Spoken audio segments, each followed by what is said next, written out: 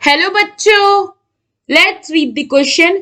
H2C2O4b when heated gives gas A, gas B plus liquid C.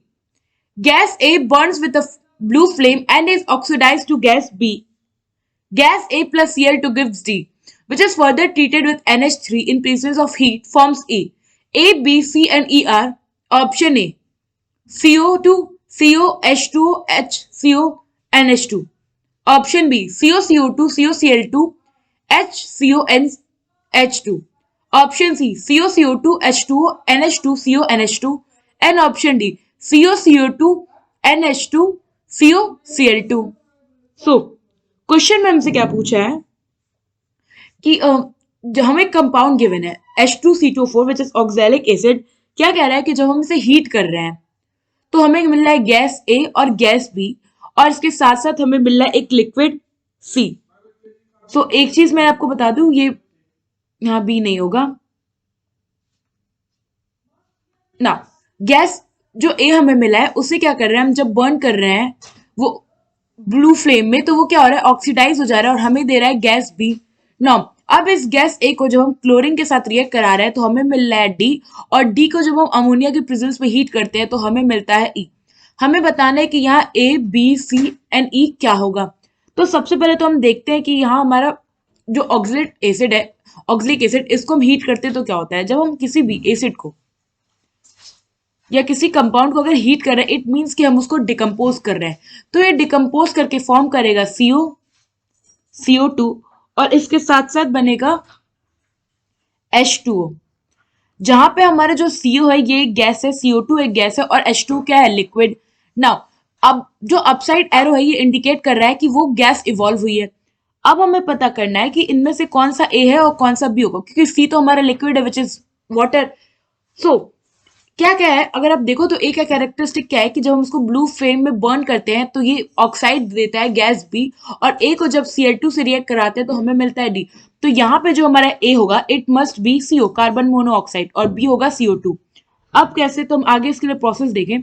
तो हमारा है CO, carbon monoxide. हम इसको जब ब्लू फ्लेम में बर्न करते हैं तो ये क्या होता है, ऑक्सीडाइज हो जाता है ब्लू फ्लेम एंड फॉर्म करता है CO2. तो यहां से क्या हो गया, हमें ये कंफर्म हो गया कि जो हमारा A है वो है CO और B जो है वो हमारा है CO2. ना फर्दर इसका क्या रिएक्शन गिवन है कि ये जो A है यानी कि CO, इसको जब हम Cl2 के साथ रिएक्ट करा रहे हैं तो हमें मिल रहा है D. तो जब हम CO को CO2 के साथ रिएक्ट कराते हैं तो हमें मिलता है COCO2, COCl2 which is carbonyl chloride. Now इस कार्बोनिल क्लोराइड, ये जो हमारा कंपाउंड है, इसको जब हम फर्दर हीट करते हैं इन प्रेजेंस ऑफ अमोनिया, तो ये क्या होता है, अमोनिया के साथ कार्बोनिल क्लोराइड रिएक्ट करता है और फॉर्म करता है अपना compound NH2 C double bond O NH2. ये जो हमारा कंपाउंड आया है ये है हमारा यूरिया, और यूरिया के साथ साथ यहाँ पे हमें HCl मॉलिक्यूल भी इवॉल्व होता है. नाउ यहाँ पे अगर हम कर दें 2 एंड यहाँ पे हो गया 2, सो ये हो गया हमारा रिएक्शन. ना अब हम नेमिंग कर लेते हैं.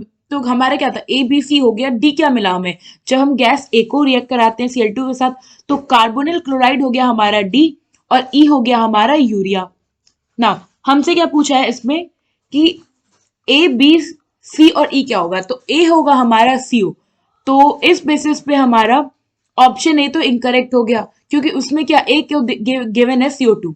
नाउ रेस्ट जो हमारे बी सी डी हैं, इनमें अगर आप देखो बी, तो बी तो हमारे सब में सेम है. अब बचा सी, तो सी हमारा H2 है जो कि हमारा सी और डी में गिवन है. तो ऑप्शन बी हमारा यहाँ से इनकरेक्ट हो गया, क्योंकि जो हमारा COCl2 है ये है डी, जबकि हमारा जो सी है वो है H2O. नाउ फोर्थ हमें पूछा था ई कौन सा है, तो ई हमारा क्या है, NH2CO NH2 which is urea. सो यहाँ पे हमारा ऑप्शन सी जो है वो करेक्ट ऑप्शन है. आई होप आपको एक क्वेश्चन समझ में आया होगा. Thank you.